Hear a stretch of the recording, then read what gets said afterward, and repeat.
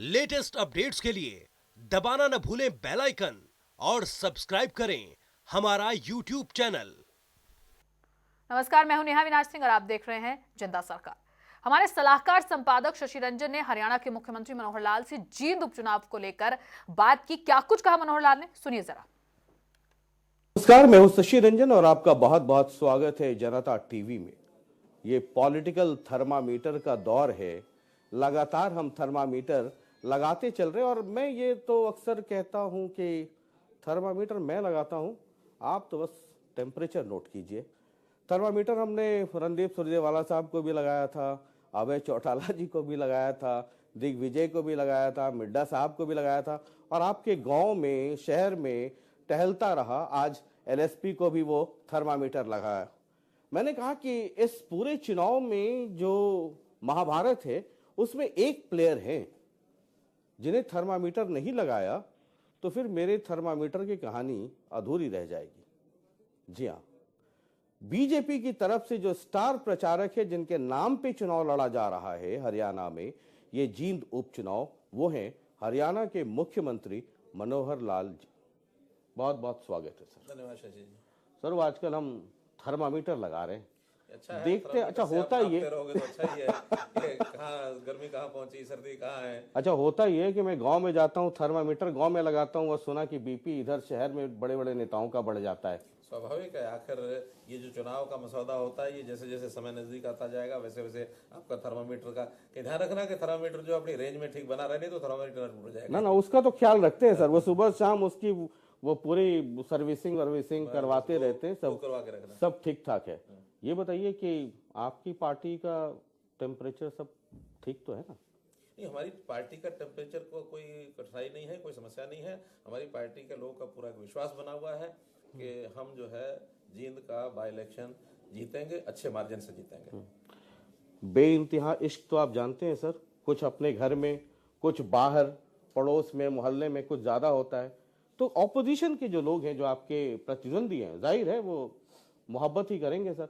वो कहते हैं कि जरा खट्टर साहब से मुलाकात हो, थर्मामीटर लेकर के जब आप जाएं तो उन्हें पूछिएगा कि ये कब तक उधार पैंचे वाले कैंडिडेट से चुनाव लड़ते रहेंगे। ये कृष्ण मिड्डा को ले आए, अपना कैंडिडेट उतारना चाहिए था।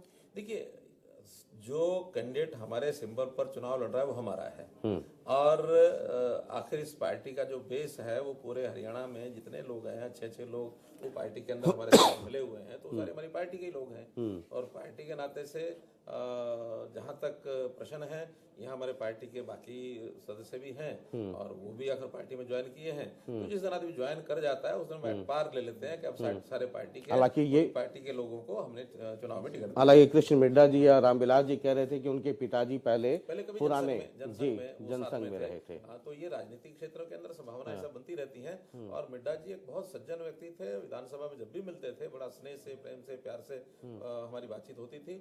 और जब कभी वो आगे झुक करके नमस्ते करते थे, मैं उनको कहता था कि आपकी आयु बड़ी है, मैं आपका सम्मान करता हूँ। वो कहते थे आपका ओहदा बड़ा है, इसलिए मैं आपका सम्मान करता हूँ। तो ये परस्पर सम्मान हमारा जो है एक दूसरे को बहुत पहले से हम करते भी थे। और अब दुर्दैव से उनका देहांत हो गया तो ये सीट खाली हुई और उसके बाद उनके बेटे जो पहले से भी हमको मिलते जुलते थे और बाद में उन्होंने कहा कि मैं भारतीय जनता पार्टी ज्वाइन करना चाहता हूँ, ज्वाइन कर ली और उसके बाद एट पार सब लोग हो गए। ये रणदीप सुरजेवाला जी आए हैं आखिरी मोमेंट में। मैं तो सर हर घर की कहानी पता रखता हूँ। सुबह ही बताया था कि रणदीप जी का नाम मीटिंग में आ गया है और रात 10 बजे राहुल गांधी ने कहा वाई नॉट यू, और उसके बाद अगला शब्द था डिक्लेयर।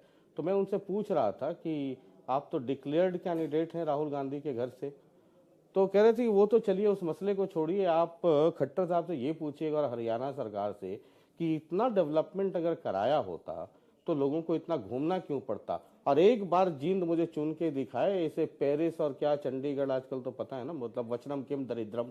तो वो कह रहे हैं कि एक बार चुन करके दिखाएं।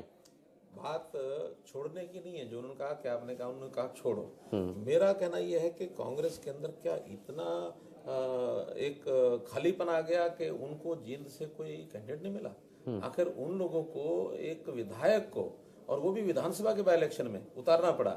ये तो हमने देखा है कि हाउस चेंज करने के लिए लोकसभा का चुनाव तो विधायक उतर जाए, विधानसभा का चुनाव तो लोकसभा का सदस्य उतर जाए, या कोई हारा हुआ व्यक्ति वो उतर जाए। एक सदन का व्यक्ति उसी सदन के अंदर बाय इलेक्शन हो रहा है और वो सदन का व्यक्ति आ रहा है, क्या उसको वहां सदन में सीट नहीं है?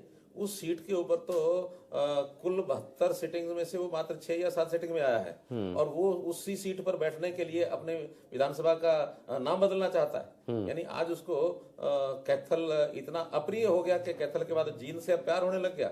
जींद का प्यार उस समय कहाँ गया था जब 10 साल इस सरकार के अंदर, कांग्रेस की सरकार के अंदर वो मंत्री थे, और जब मंत्री थे उस समय इस जींद का उनको ध्यान नहीं आया। उस समय आज वो कहते हैं कि मैं जींद का कर्ज उतारने आया हूँ। जींद का कर्ज क्या उतारेंगे? जींद का तो कोई कर्ज का इस प्रकार का उनका विषय भी नहीं है। जींद के अंदर हमारा भले ही उस समय पार्टी के नाते विधायक नहीं था, मिड्डा जी इंडियन नेशनल लोकदल के विधायक थे, फिर भी हमने कामों की यहाँ कमी नहीं छोड़ी। यहाँ विकास के नाते जो बाईपास का ये जो आज निर्माण हो रहा है, ये पिछले 15 साल से पेंडिंग है। हम उनसे पूछते हैं कि 15 साल से क्यों पेंडिंग है?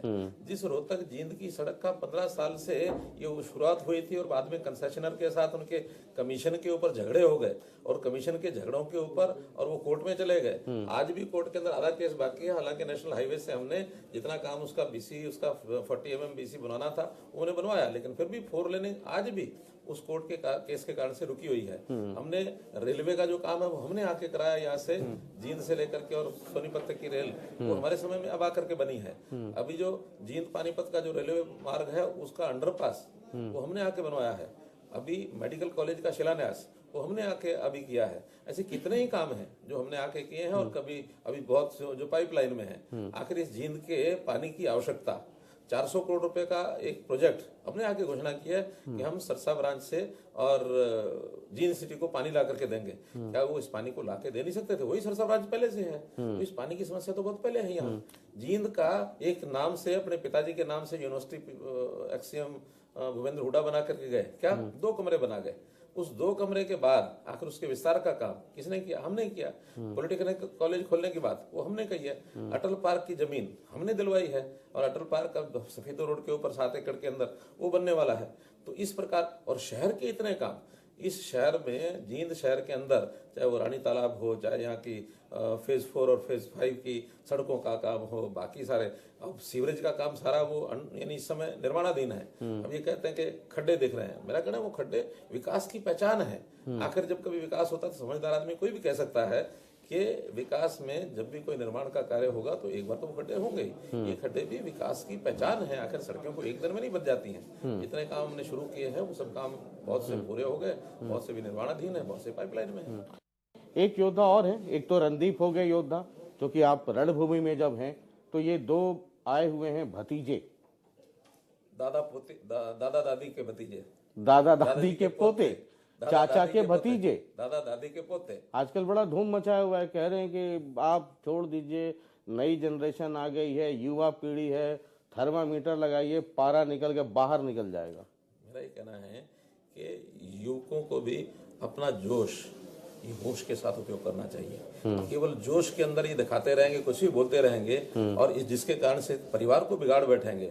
अरे ये अपने घर को संभाल नहीं पाए, दादा दादी किस सीमा तक जाकर के इनके बारे में टिप्पणी की है। अब कहीं तो गड़बड़ है, या तो इनके व्यवहार में गड़बड़ है, और या इनके दादा दादी में व्यवहार में गड़बड़ है। दादा दादी इतने बुजुर्ग होकर के जो हॉस्पिटल में पड़े हैं, और हॉस्पिटल के व्यक्ति को अब ये उनको इतना बर्दाश्त नहीं हुआ कि वो फील्ड में अगर आ रहे हैं फरलो के ऊपर, उनको उठा करके फरलो कैंसिल करा दी, जेल में चले गए। अपने दादा को कोई जेल में डलवा सकता है, तो समाज के लोग हमारे के व्यवहार को उसको देखते हैं, बारीकी से देखते हैं कि घर के अंदर इनका ऐसा व्यवहार है, परिवार के अंदर ऐसा व्यवहार है, तो ये बाहर जनता के साथ क्या व्यवहार करेंगे। इसलिए इनके व्यवहार के ऊपर क्वेश्चन मार्क पहले से शुरू से ही लग गए हैं। मैं तो ध्यान करता हूं कि जैसे महाभारत में खलनायक जी 2D खलनायक थे जी, कहीं ऐसा ना हो कि इनके व्यवहार को देख करके दुनिया 2D के खलनायक इनको भी कहने लग जाए। मतलब दुर्योधन और दुशासन। और अब ये कौन है? ये रैली में आप कह रहे थे दुर्योधन और दुशासन, और ये 2D कौन है? ये दुष्यंत और दिग्विजय। हाँ। तो अच्छा, मतलब डीडी का रिप्लेसमेंट नहीं होगा, पीछे का बदल जाएगा। वही ये आजकल नई पार्टी के साथ अरविंद केजरीवाल की मोहब्बत बढ़ने लगी है, सुना होगा। बिना सिद्धांत के अगर इस प्रकार की मोहब्बत जो बनाएंगे तो उसको भी जनता समझती है। यानी केजरीवाल जो पंजाब में जाकर के ये कहता है कि एसवाइल के ऊपर पंजाब के पानी का हक, पंजाब का हक है, और दिल्ली में जाके कहता है कि इसमें दिल्ली का हक है, और हरियाणा में आकर के बात को गोलमोल कर जाता है। उससे पूछते हैं, वो कहते हैं इस विषय को मैं यहाँ नहीं बोलता हूँ। यानी जिस व्यक्ति को ये पता नहीं लगता कि मैं किस प्रदेश में जाके क्या बोलूंगा, और वो हाल केवल उसके साथ नहीं है, वही हाल इसके साथ भी है। हमारे सुरजेवाला ये भी जब पंजाब के प्रभारी थे, मैनिफेस्टो मैनिफेस्टो के रिलीज करके आया, पंजाब दा पानी, पंजाब दा पानी, यानी एसवाइल पंजाब दा पानी। यानी उस समय खड़े होकर नहीं कह सकते थे कि भी नहीं मैं हरियाणा का हूँ, या तो यहाँ वहां से प्रभारी हट करके बात करते और या उस टाइटल को बदलवाते। तो कम से कम इतनी हिम्मत अपने प्रदेश के लिए उनको दिखानी चाहिए थी। और कुल मिलाकर के हमें उनसे इतना अंतर नहीं है। हमें तो इतना ही पता है कि भारतीय जनता पार्टी ने पिछले 4.5 साल में जो काम किए हैं और जो भी जनता को एक निजात दिलाई है उन समस्याओं से, जिसको 4 साल 4.5 साल पहले जनता ने भुगता है। लठतंत्र यहाँ चलता था, भ्रष्टाचार तंत्र यहाँ चलता था, बिचौलिए यहाँ चलते थे, मंथलियां यहाँ चलती थी, क्या क्या नहीं होता था। मैं आपका भाषण सुन रहा था, एकदम थर्मामीटर हाथ में लेके बड़ी गंभीरता से। आपको पता है आपके मैं कार्यक्रमों में आपकी नजर ना भी पड़ती हो तो मैं बहुत सारे लोगों के कार्यक्रम में कहीं पीछे कोने में बैठ के ऑब्जर्व करता रहता हूँ। पैनी नजरें हैं, तो आपकी नजरों से कौन बच सकता है? कोई नहीं तो मैं देख रहा था कि आप भाषण दे रहे हैं, सबका जिक्र कर रहे हैं, लेकिन उसमें आपने अभय चौटाला का तो नाम ही नहीं लिया। ये दोस्ती हो गई क्या आपकी उनसे? वो बेचारा बहुत पीछे रह गया। मतलब जो ज्यादा पीछे हैं नजर ही नहीं पड़ी आपकी वहां तक। नहीं, अब यूं तो और भी बहुत लोग हैं उससे नीचे, कुल मिला के दर्जनों कैंडिडेट हैं यहाँ पर। हाँ, तो हर एक लेकिन मैं सोच रहा था कि एक अभय चौटाला का जिक्र आपने नहीं किया, और एक आपके अभी भी आपके पार्टी के एक सदस्य हैं, सांसद हैं, राजकुमार सैनी उनका नाम है, जिसकी निगाह आजकल सबों की उनकी निगाह उन पर पड़ी हुई है। कोई जो जहाँ कोई अस्तित्व में नहीं है, जहाँ किसी का मायना नहीं है, उसके बारे में बात करके आवश्यकता क्या करने। नंबर 2, 3 पे कौन रहेगा? नंबर 1 तो आप रहेंगे। लड़ाई है आपस में, जजपा की और कांग्रेस की। अच्छा, इन दोनों में से कोई एक रहेगा? आपस में लड़ाई लड़ रहे हैं, कौन रहेगा वो जाने। अच्छा, हमको चिंता क्यों करनी है? तो 31 तारीख के लिए एकदम रिलैक्स्ड हैं आपके? बिल्कुल एकदम। हमारे तो लगातार 26 तारीख, 27 तारीख, 28 तारीख, 29 तारीख, 30 तारीख, 31 तारीख सब लगातार कार्यक्रम बने हुए और अपनी मस्ती से अपने कार्यक्रम कर रहे हैं। हालांकि एक वीडियो बीच में वायरल हो गया था, हालांकि अर्थ का अनर्थ हो गया था, जिसमें आपने इस चुनाव को बड़े हल्के अंदाज में वो कह दिया था। आपने कहा नहीं था उसको, उस रूप में प्रस्तुत हो गया था वो अधूरा। देखिए ये कुछ पॉलिटिकल स्टंट होते हैं। तो इस पॉलिटिकल स्टंट को कौन कैसे खेलता है। जब वो पूरी वीडियो चल गई, उसके बाद लोग चुप हो गए कि बात तो ठीक है। यानी हमने क्या कहा था? हमने कहा था इस चुनाव के मायने लोकसभा का चुनाव, अगली विधानसभा का चुनाव, उसके लिए महत्वपूर्ण है। यानी वो अर्ध सत्य बोल करके और चीज को पॉलिटिकल आदमी छुपाए, इससे बड़ी इन्होंने हरकत नहीं हो सकती। ये जींद का जो बाई इलेक्शन है मनोहर लाल जी, मुख्यमंत्री आप, अभी मैं समझूं कि मुख्यमंत्री नहीं, आप बीजेपी के एक कार्यकर्ता और एक बड़े नेता हैं, कितना इंपॉर्टेंट आप समझते हैं? मैं तो 31 तारीख को आंकड़े सिर्फ ये नहीं पढ़ूंगा कि कौन जीता, वो मेरे लिए बहुत मायने नहीं रखेगा।